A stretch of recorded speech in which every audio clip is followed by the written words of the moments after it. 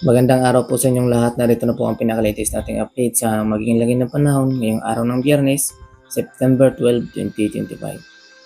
Samantala sa kasalukuyan nga po, mayroon pa rin po tayong minomonitor na isang low pressure area sa silangang bahagi ng ating bansa. At huling namatan ito sa layong 844 km east of Bislig, Surigao del Sur. Kung saan nga po, inaasahan nga po natin na magdadala ito ng maulap na papurin at mga kalat-kalat na pag-ulan, lalo na sa silangang bahagi ng ating bansa. Kaya naman po, lubos po natin pinag-iingat at pinaghahanda ang ating mga kababayan, lalo na doon sa mga mabababang lugar at sa mga mabubundok na lugar. Samantala, ang low pressure area na ating minomonitor kahapon sa silangang bahagi ng Luzon ay nag-dissipate na po ito or nalusaw na. Kaya wala na po itong direktang epekto sa ating bansa. Samantala, patuloy pa rin umiiral ang hanging easterlies na siyang nagdadala ng mga localized thunderstorm. At itong mga localized thunderstorm na ito, mas mataas ang posibilidad ng mga pag-ulan at maulap na pagpurin pagsapit ng hapon at gabi. Kaya po, yung mga nararanasan natin ng mga pag-ulan, lalo na sa hapon at gabi, ay dulot po yan ng hanging easterlies or mainit na panahon na nanggagaling sa silangang bahagi ng ating bansa na nagmumula naman yan sa Pacific Ocean. At dahil doon, inaasahan pa rin natin ang mga kalat-kalat na pag-ulan at maulap na papurin dito sa area ng Luzon dahil sa hanging habagat. Kaya po, inaasahan pa rin po natin ang maulap na papurin dito sa area ng Cagayan Valley Region, Isabela, Aurora, Quezon Province, Nueva Ecija, Nueva Vizcaya, Quirino. At samantala ang nalalabing bahagi ng bansa or sa nalalabang bahagi ng Luzon ay inaasahan pa rin natin ang bagyang maulap hanggang sa maulap na papurin. Ngunit, nandiyan pa rin po ang pagsikat ng araw sa umaga. At mataas lang po ang posibilidad na maulap na papurin dahil po sa localized thunderstorm.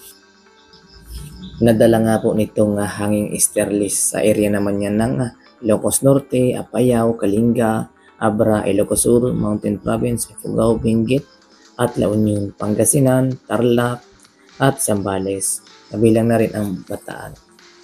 Dahil sa epekto nga po yan ng hanging easterlies na kung sa umaga makakaranas tayo ng maliwalas na panahon na may bagya pa rin na maulap na papurin na kung saan pagsapit ng afternoon ay ayan na po yung mas tumataas na po yung mga maulap na papurin hanggang sa maulap at mga kalat-kalat na po ng mga pag-ulan na kung saan dahil sa mainit sa umaga at ito ay nag-cause o nagiging dahilan ng pagtaas ng temperatura sa atmosphere na kung saan nag-evaporate yun na nagiging localized thunderstorm. Kaya po kung kayo ay natapatan ng talagang fully developed na isang localized thunderstorm, mataas na po ang tsansa ng mga pag-ulan na kung saan tumatagal nga po ito sa 1 hanggang 2 oras dahil po yan sa fully developed ang isang localized thunderstorm. Samantala dahil naman po sa patuloy pa rin na epekto ng sentro or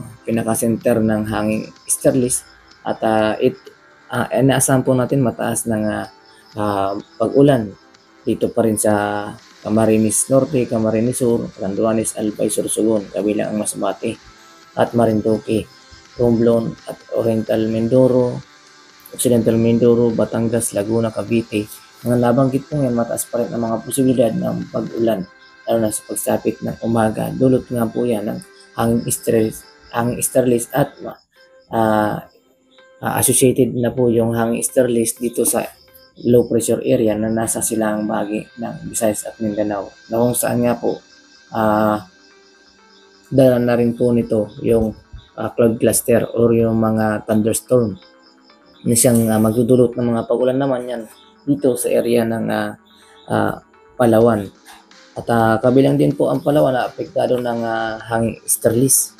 Kaya po maging alerto pa rin po tayo. Samantala, para naman sa maging lagay ng panahon dito sa Visayas at dahil sa mayroon po tayo minomonitor sa kasalukuyan na isang low pressure area na posibleng pangang lumapit sa mga susunod na oras, ay asahan natin magiging maulan po ngayong umaga dito sa area ng Northern Samar, Eastern Samar, Biliran, Leyte, at possible din makaranas ng mga kalat-kalat na pag-ulan pagdating ng hapon at gabi dito sa Bohol na kung saan mas malapit din ito sa silangang bahagi ng ating bansa. At samantala at dahil dyan, pinag-iingat po natin ang ating mga kababayan sa mga posibilidad ng pagguho ng lupa at pagkakaroon ng pagbaha, lalo na sa mga mabababang lugar na dulot ng low pressure area natin minomonitor. At kabilang din po yan na nagpapalakas ng epekto ng hanging easterlies. So dalawang weather system po ang umiiral sa kasalukuyan.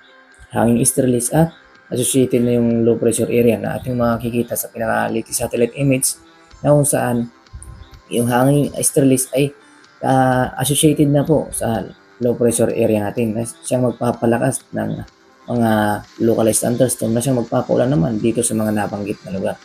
Samantala sa mga nalalabing bahagi ng ating bansa, asahan pa rin po ang bahagyang fair weather. Kung baga makakaranas tayo ng maliwalas na papawirin pagdating ng umaga, pagsapit ng hapon at gabi, nariyan na po ang mas tumataas na yung mga tsansa ng mga pag-ulan at makakalat-kalat ng ulan sa hapon at gabi yan.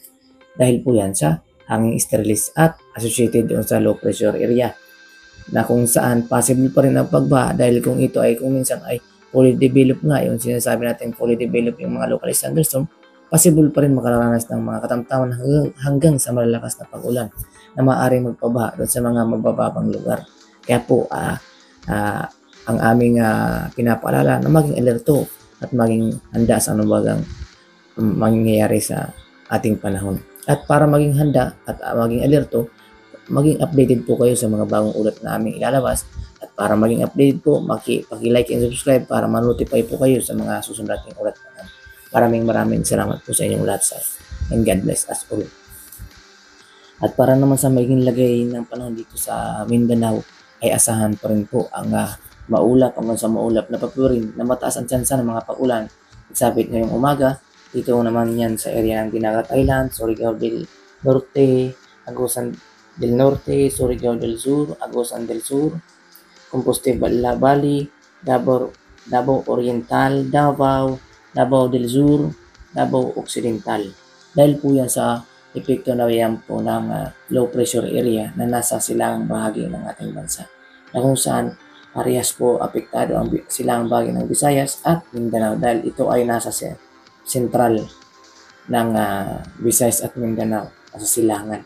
So, inaasahan natin ang mga pag-ulan na mas mataas ang tsansa ng mga pag-ulan dito sa silangang bahagi ng ating bansa. Kaya iba yung pag-iingat na lang po mga kababayan dahil anumang oras maaaring magbago ang lagay ng panahon. At para mas makaiwas tayo sa maging epekto, tayo na po mismo ang gumawa ng paraan upang makapaghanda tayo sa anumang mangyayari. Dahil anytime nga po possible na lumapit pa itong low pressure area na magdudulot ng mga malakas na pag-ulan at possible makaranas din tayo ng bagyang paglakas ng hangin. Dahil kung ito ay mas malapit sa atin, na mas malapit din ang mas mararamdaman natin ang epekto ng hangin. So maging alerto lang po tayo. Para naman sa nalalabing bahagi ng Mindanao ay asahan pa rin po ang localized thunderstorm na siyang magdudulot ng mga pag-ulan pagsapit ng hapon at gabi. At bahagya tayo makakaranas din pagsapit ng ubangan ng bagyang pagsikat ng araw, ngunit mataas nga po ang tsansa ng mga pag-ulan dahil po sa mga localized thunderstorm na kung saan nga po makikita rin natin pinaka-satellite image natin yung hanging habagat na nanggagaling dito sa Timog Mindanao ay pumapasok nag-i-entrance dito sa Timog Mindanao na kung saan ito ay magdadala din ng mga localized thunderstorm. So, tulong-tulong na po sila para magkaroon ng localized thunderstorm na siyang nagdudulot ng mga pag-ulan sa hapon at gabi. Kaya po, pinag-aabot namin sa ating mga kababayan, lalo na sa mga lugar ng Tawi-Tawi, Sulu, Basilan, Zamboanga Peninsula, Northern Mindanao, Maguindanao, Lanao del Sur, at Sorsogon na maging alerto pa rin po sa mga biglaang buhos ng pag-ulan lalo na sa hapon at gabi. Dahil po yan sa mayroon tayong hanging abagat at low pressure area sa silangang bahagi ng Mindanao. Na kung saan nga po yung habagat nga po ay makikita natin dito sa may Timog Mindanao. Kaya po maging alerto po. Para naman sa maging lagay ng panahon dito sa Palawan, inaasahan pa rin po natin na makakaranas pa rin po ng bagyang maulap hanggang sa maulap na February.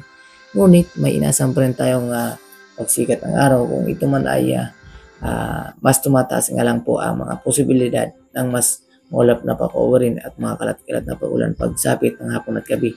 Dahil sa umaga nga po, dahil bakit nga po tumataas yung mga paulan na ating nararanasan pagsapit ng hapon at gabi. Dahil nga po yan, kung tayo ay makakaranas ng mainit na temperatura sa umaga, yung mainit na temperatura yan ay nagkukos yan ng evaporation po ng tubig natin. So, dahil po tayo ay paligid natin ay katubigan. So, mapapansin natin sa ating mapa o sa pinaka-satellite image natin na paikot po ito ng katubigan na kung saan yung kalupaan natin ito ay sa sobrang init, nagkakaroon ng evaporation. Yung evaporation po na yun ay magkakaroon tayo ng pag-develop ng mga localized thunderstorm dahil sa ay tinatawag tayo na carbon dioxide sa air, and then yung tinatawag natin na mga gas. So, doon po nagkakaroon ng localized thunderstorm. So, focus po yan ng maulap na papawirin at mga pag-ulan, lalo na sa hapon at gabi. Kaya po tayo ay nakakaranas ng maulap na papawirin at mga pag-ulan pagsapit ng hapon at gabi. Dahil po yan sa ganong senaryo. Dahil sa mainit na temperatura sa umaga at pagsapit ng hapon at gabi, nagkakaroon na po tayo ng mga localized thunderstorm. At para naman po sa magiging lagay ng panahon sa ating karagatan, sa kasalukuyan nga po wala tayong nakataas na gale warning sa kahit anong waypoint ng ating karagatan. Ngunit iba yung pag-iingat na rin po para na rin po sa ating kaligtasan.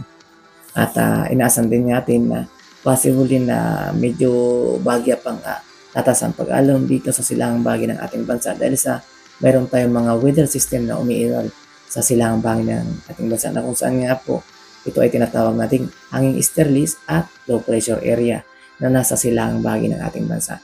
Kaya po lubos po nating pinaghahanda at pinag-iingat ang ating mga kababayan para makaiwas sa masamang epekto ng mga weather system. Maraming salamat sa inyong lahat and God bless us all. At para sa mga bagong update na aming ilalabas or mga karagdagang impormasyon, paki-like and subscribe para ma-notify po kayo sa mga susunod natin ulat. Maraming salamat po and God bless us all. Bye for now.